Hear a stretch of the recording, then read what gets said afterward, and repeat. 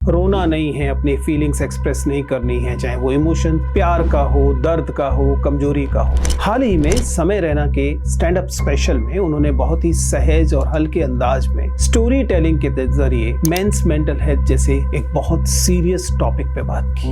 In fact अगर आप एनसीईआरबी का डेटा देखें तो हर साल सुसाइड केसेस में 72% पुरुष होते हैं। पुरुष भी पैदा नहीं होता, बनाया जाता है। और जब आप वो एक्ट करने पर मजबूर होते हैं जो आप नहीं होते, तो फिर आपको इसकी कीमत अदा करनी पड़ती है। पहले भावनाओं को छिपाना, फिर उन्हें व्यक्त करने की क्षमता का कम होना और अंत में दरअसल आपकी इस क्षमता का खो जाना। सबसे बड़ी समस्या यह है कि पुरुषों को दर्द सहने की ट्रेनिंग दी जाती है, मर्द को दर्द नहीं होता, याद कीजिए। लेकिन उसे समझने की ट्रेनिंग उसे नहीं दी जाती। ये एक ऐसी स्थिति बन जाती है जहां एक पुरुष को केवल सिर्फ उसकी उपलब्धियों से पहचाना जाता है। उसने कौन सा एग्जाम पास किया, उसने कितने पैसे कमाए, उसकी बॉडी कैसी बनी, उसने एक सफल परिवार बनाया कि नहीं बनाया, तमाम सफलताएं डेफिनेशन हो जाती हैं पुरुषों की। और यह वास्तव में उसकी इमोशनल पहचान के कहीं पीछे छूट जाने का इंडिकेटर है। उसने मुझे बहुत तेज घूंसा मारा और देखो मुझे दर्द नहीं हुआ, या मैं उसे सह गया। ये किस किस्म का आनंद है? नमस्ते दोस्तों, प्लीज सिट डाउन में आपका स्वागत है। सीमोन ने कभी कहा था कि स्त्री पैदा नहीं होती, बनाई जाती है। और इसका मतलब है जाहिर है ये भी था कि पुरुष भी पैदा नहीं होता, बनाया जाता है। और जब आप वो एक्ट करने पर मजबूर होते हैं जो आप नहीं होते, तो फिर आपको इसकी कीमत अदा करनी पड़ती है। बेतहाशा मेंटल कॉस्ट, मानसिक कीमत। हाल ही में समय रैना के स्टैंड अप स्पेशल में उन्होंने बहुत ही सहज और हल्के अंदाज में स्टोरी टेलिंग के जरिए मेंस मेंटल हेल्थ जैसे एक बहुत सीरियस टॉपिक पे बात की। उन्होंने बात की कि हमारे समाज में कैसे लड़कों को बचपन से ही अपनी भावनाओं को दबाना सिखाया जाता है। उनसे कहा जाता है रोना नहीं है, अपनी फीलिंग्स एक्सप्रेस नहीं करनी है, चाहे वो इमोशन प्यार का हो, दर्द का हो, कमजोरी का हो। ये बात सुनने में आज भले ही आम लगे, लेकिन इनका असर बहुत गहरा होता है। इसी वजह से इंटरनेट में फिर से एक बार मेंटल हेल्थ, पुरुषों की मेंटल हेल्थ, उसे लेकर अवेयरनेस और उसके बारे में चर्चा शुरू हो गई है। तो आज के वीडियो में हम इसे ही समझने की कोशिश करेंगे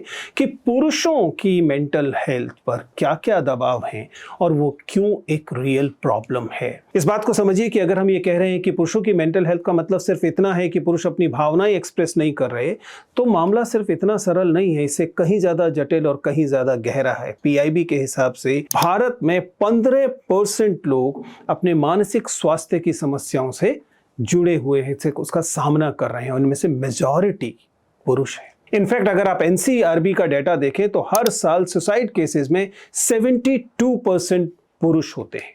ये बात एंटी फेमिनिस्ट बात नहीं है, ध्यान रखिएगा, ये फेमिनिज्म की ही बात है। याद कीजिए हमने बात शुरू की थी सीमोन से, और सीमोन एक फेमिनिस्ट थिंकर है। लेकिन सच्चाई ये है कि जब सोशलाइजेशन आपका जेंडर तय कर रहा होता है, तो उस जेंडर से जुड़ी हुई हर समस्या, जिसमें मेंटल हेल्थ समस्या भी शामिल है, दरअसल एक फेमिनिस्ट बात होती है। ये आंकड़े इतने गंभीर हैं। 72% सुसाइड पुरुषों में हो रही है। इसका मतलब पुरुषों को पुरुष की तरह व्यवहार करने की एक बड़ी कीमत चुकानी पड़ रही है। इन आंकड़ों की गंभीरता को इसको हमें समझना पड़ेगा, क्योंकि अगर हम इसे सिस्टमैटिकली एड्रेस नहीं करेंगे तो फिर प्रॉब्लम बढ़ती जाएगी। समस्या की जड़ बचपन से शुरू होती है जब हम सोशलाइजेशन करते हैं।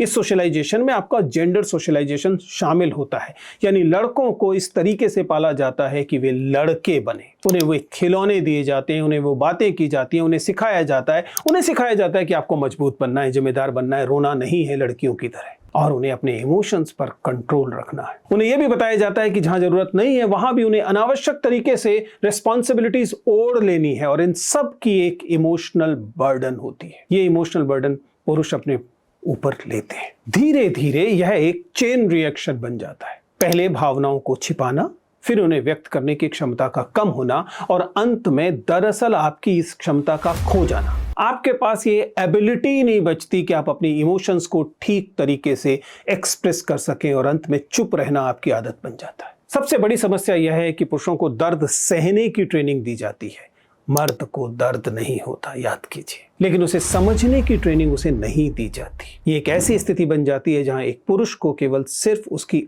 उपलब्धियों से पहचाना जाता है। उसने कौन सा एग्जाम पास किया, उसने कितने पैसे कमाए, उसकी बॉडी कैसी बनी, उसने एक सफल परिवार बनाया कि नहीं बनाया, तमाम सफलताएं डेफिनेशन हो जाती हैं पुरुषों की। और यह वास्तव में उसकी इमोशनल पहचान के कहीं पीछे छूट जाने का इंडिकेटर है। मैं अरसे से जेंडर पढ़ा रहा हूँ और आपको हैरानी होगी कि जब हम क्लास में जेंडर पढ़ाने की कोशिश करते हैं, हम बताते हैं कि कैसे वे व्यवस्थाएं, जो व्यवस्थाएं पुरुष को पुरुष और स्त्री को स्त्री बनाती हैं, या फिर कहें कि हमारे बिहेवियर को की जेंडरिंग करती हैं, वो कैसे स्टूडेंट्स को प्रभावित करती हैं। हैरानी की बात है कि ऐसे में क्लास की लड़कियों और क्लास के लड़कों की प्रतिक्रियाएं एकदम अलग अलग होती हैं। क्लास के लड़के लगातार यह मानते रहे कि पुरुष होना एक पावरफुल पोजीशन है, जो कि कई मायने में है भी। पैट्रियार्की आपको तमाम किस्म की सत्ता देती है, वो आपको पितृवंशीयता यानी पैट्रिलिनियस देती है और पैट्रियार्की देती है, जिसका मतलब है कि हमारे देश में सत्ता का, संसाधन का और हकों का जो वितरण है वह जेंडर के आधार पर होता है। पुरुष होने के नाते आपको कहीं ज्यादा सत्ता मिलती है, लेकिन इसके साथ इसकी कुछ कीमत एसोसिएटेड होती है, और जो चीजें आप इसमें कुर्बान करते हैं पुरुष होने के नाते, उन चीज़ों की कीमत कई बार पुरुष विद्यार्थी, हमारे क्लास के छात्र हिसाब लगा ही नहीं पाते। उन्हें समझ ही नहीं आता कि क्यों छात्राएं एक दूसरे के साथ इतनी प्रसन्न हो पाती हैं और पुरुष यानी लड़के नहीं हो पाते। उन्हें समझ नहीं आ पाता कि कैसे उनकी वल्नरेबिलिटी जो है, उनकी ईर्ष्या जो है, उसे समाज ने वेपनाइज कर दिया है। उन्हें सिखाया गया है अन्य लोगों के प्रति एक तरह की ईर्ष्या को रखना या दर्द को रखना, या अन्य लोगों को कष्ट पहुंचाकर उसे एक मेडल की तरह दिखाना। कितनी हैरानी की बात है कि पुरुष अन्य लोगों को कष्ट पहुंचाकर एक किस्म का की उपलब्धि हासिल करते हैं, या कहते हैं कि उन्होंने उपलब्धि हासिल की है, या फिर स्वयं भी दर्द सहकर, उसने मुझे बहुत तेज घूसा मारा और देखो मुझे दर्द नहीं हुआ, या मैं उसे सह गया। ये किस किस्म का आनंद है? ये वही आनंद है जो बाद में पुरुषों की कई बार आत्महत्याओं की वजह बनता है, क्योंकि जब वे ऐसे कष्ट के सामने आते हैं जिसे वे सह नहीं पाते, तो उनके साथ दो समस्याएं हो रही होती। एक तो उन्हें उस दर्द से गुजरना पड़ता है जिस दर्द से वे गुजर रहे हैं, दूसरा उन्हें इस अपमान से गुजरना पड़ता है कि वे इस दर्द को सह नहीं पा रहे। वही ब्रेकअप जो कि पुरुष के साथ भी हुआ और लड़की के साथ भी हुआ, वही ब्रेकअप पुरुष को इतना भारी क्यों पड़ता है? क्योंकि एक तो उसे ब्रेकअप का दर्द सहना है और दूसरा उसे उस ईगो का दर्द भी सहना है जो लगातार उसके पुरुष बनाने की प्रक्रिया में उसमें ठूस दी गई है। मुझे कोई रिजेक्ट कैसे कर सकता है? मुझे रिजेक्ट किया जाना कितनी बड़ी बात है। तो कुल मिलाकर पुरुष होने की, पुरुष बनाए जाने की, पुरुष की सामाजिक निर्मिति की एक निश्चित बड़ी कीमत है, जो कीमत पुरुषों की मेंटल हेल्थ के रूप में देखने को मिलती है। जेन जी के लिहाज से सोचिए, ये जेन जी एक ऐसे दौर में बड़े हो रहे हैं, इनके पैदा होने से अब तक का जो दौर है उसमें अवेयरनेस है, प्रेशर और भी ज्यादा है। सोशल मीडिया पर हर चीज परफेक्ट दिखाई देती है, सक्सेस परफेक्ट है, हैप्पीनेस परफेक्ट है, आइडियल किस्म की लाइफस्टाइल भी है, लेकिन असल जिंदगी दरअसल बहुत अनिश्चित होती है, उसमें बहुत ग्रे एरिया होते हैं, वो काफी कॉम्प्लिकेटेड होती है। और युवाओं को, खासकर यंग बच्चों को, यह एक गहरा विरोधाभास, एक कॉन्ट्रडिक्शन जैसा दिखाया जाता है। उन्हें कहा जाता है कि अपनी भावनाओं को एक्सप्रेस मत करो, लेकिन साथ ही साथ ये भी कहा जाता है कमजोर मत दिखो। उन्हें इमोशनली अवेयर भी होना है और ट्रेडिशनली सक्सेस स्टैंडर्ड्स पर भी खरा उतरना है, और यह एक तरह का साइलेंट इंटरनल कॉन्फ्लिक्ट पैदा कर रहा है। इसमें एक छोटा सा ट्रिगर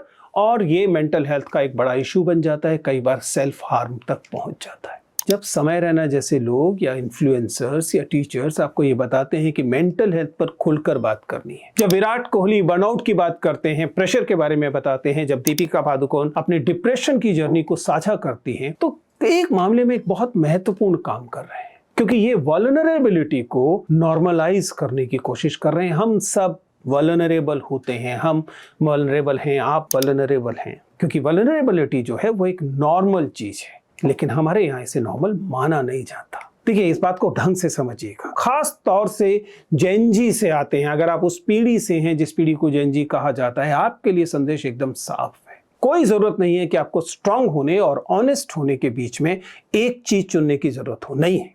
आप स्ट्रांग भी हो सकते हैं, आप ऑनेस्ट भी हो सकते हैं, आप वल्नरेबल भी हो सकते हैं, आप वीक भी हो सकते हैं, और तब भी आप ऑनेस्ट हो सकते हैं। आज की इस दुनिया में जहां हर कोई परफेक्ट दिखने की कोशिश कर रहा है, ऐसे में बहुत हिम्मत का काम है कि आप कहें कि मैं ऐसा ही हूं, मैं पुरुष हूं लेकिन कमजोर हूं, मुझे रोना आता है, मेरे आंसू आते हैं, मैं अपने इमोशंस को कहना चाहता हूँ, मैं महसूस करता हूँ कि कोई मुझे संभाल ले। अगर आप ऐसा कर पाएंगे तो आप देखेंगे कि आपका पुरुष होना आपके लिए एक मजबूरी नहीं बनेगा और ऐसे में आप अपने इमोशंस को खुलकर कह पाएंगे।